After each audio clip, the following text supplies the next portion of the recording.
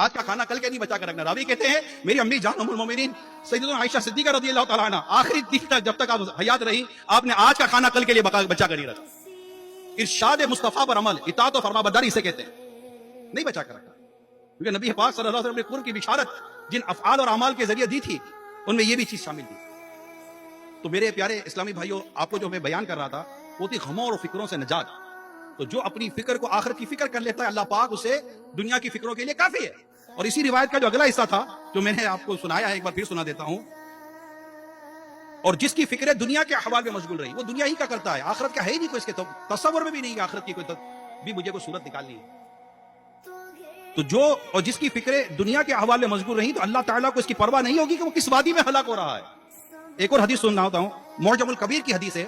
حضرت جابر رضی اللہ تعالیٰ عنہ سے روایت ہے, رسول کریم صلی اللہ علیہ وسلم نے ارشاد فرمایا جس نے آخرت کے عمل کے بدلے دنیا طلب کی اس کا چہرہ بگاڑ دیا جائے گا, اس کا ذکر مٹا دیا جائے گا اور جہنم میں اس کا نام لکھ دیا جائے گا. قرآن میں اور حدیث میں یہ بات بڑی واضح طور پر ہمیں بیان